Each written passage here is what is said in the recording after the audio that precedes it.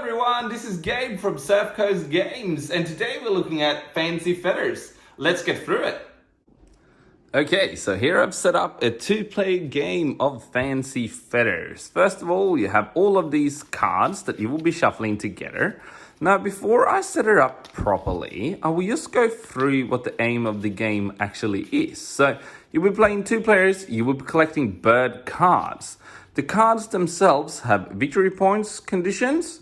So you want to collect two of these ones of purple, for example, to get 5 victory points. If you only have one, you get -2. So anything with this gray little thing or little paper envelope thing, it gives you minus points. Anything with a crown gives you victory points. The one with the most victory points will win. Another example will be this red bird, that if you collect 1, you get 3 victory points. If you collect 2 though, you get 6. If you collect 3, you get 3 victory points. 4 gives you 0, but 5 gives you -3. All right? Another example would be something like this, which only gives you 1 victory point straight up. Or, let's say, this pheasant fart, which is a bad fart, which will give you minus points. This is a small one, and this is an example of a big one, which gives you 3 straight up minus points. Let's shuffle these ones, and let me show you how to set it up. So we shuffle these ones and put them in a pile here to the side. You will get these player tokens, 2 of them. You stack them on top of each other randomly. I have decided to play with a red player and a green player today. The red one will be the one on top and is the one starting the game. You will start with flipping 5 cards. 1, 2, 3, 4, and 5. There we go. First player to start is the red player. The red player now has an option to pick a spot on any of these cards. Now, we don't want minus points, obviously, but we do want to collect some of the birds. The red player is going to decide to go here. After this, we will count how many cards are in the following row after the red player have placed their token. 1, 2, 3. We want to continue this to 5 cards, and you will be doing this after each turn. So, we need 2 more cards. 1, 2. This is a rule that you will come back to after each turn, making sure that the player that have gone furthest along has a following of 1, 2, 3, 4, 5 cards. Now, after that, it is green player's turn.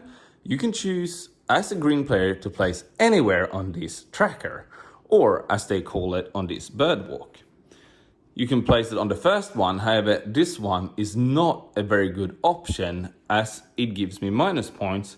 I can choose to place it on top, however, we are going to do the most common move to start off with and place it further ahead. Now, we do not want to collect the minus points, so I will place it here as the green player. After this, we once again count how many cards are ahead of the green player. 1, 2, 3, which means we have to draw 2 more cards. 1 and 2. Now, these ones will be out of frame for a second, but they will come on in frame shortly as we go along. Now, after this, the player furthest back on the track will continue. Now it is the red player. So the red player puts its token aside and collects the 2 cards.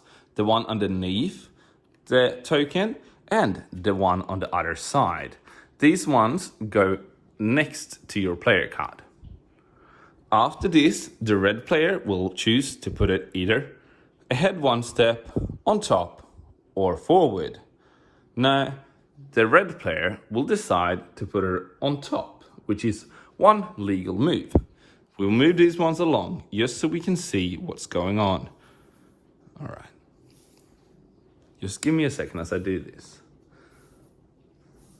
There we go. Now, as the red player is on top of the green player, the red player will go again. We don't need to refill any cards this time around as we have 1, 2, 3, 4, 5 cards to choose from. The red player will now go again. The red player, note that don't have to collect this card and won't collect any cards until the next turn. The red player will decide to go on any of these cards. Now, ideally, we will want to collect the same birds. However, we don't have that, so we will just go to the purple one. After this, we once again count the cards ahead. 1, 2, 3, 4. And we'll draw one more card, making sure that there are 5 cards ahead. The green player now plays a turn, which means that we are taking the token off. We're collecting the 2 cards, including the one before it, and choose another spot. We can go on top, which in this case doesn't benefit us at all, but can go on any of the cards ahead, which, for example, could be this card here, as we have no interest in the smaller pointed birds, and we have no interest in taking a minus point. Then we draw back these ones, just so we can see ahead. We will count how many cards are ahead, which is only 1 card, and we will flip another 1, 2, 3, and 4, which will be along the track for us to be able to collect. Sorry that you can't see them in the camera angle as we have them at the moment. Then there is the red player's turn. The red player will do the same thing again, but can also choose to go in front, which means that we will collect these ones, and the red player will take another turn, which, for example, could be collecting this one, which we did mark, because you're collecting the one you're on, jumping over to avoid the pheasant fart, and then be able to continue again without collecting the pheasant fart that was there. The game will continue all the way through until you're out of cards, and the one with the most point wins. Now, remember that these ones are bonus points, and these ones are minus points. Now, the game also comes with this handy rule book where you obviously can see all of the cards. Okay, so now when you know how to play it, let's go through my review of the game. By the way, I forgot to mention that the game ends when the cards are no longer able to be refilled. The last person had the option of either go off the trail or collect more cards. Fancy Feathers is a beautiful version of a set collecting game. If you have played games like Sushi Go or Sushi Go Party, this will be very easy for you to pick up the rules from. However, if you have any questions about any of the birds, they are easily accessible in the back of the little rule pamphlet you're getting in the game.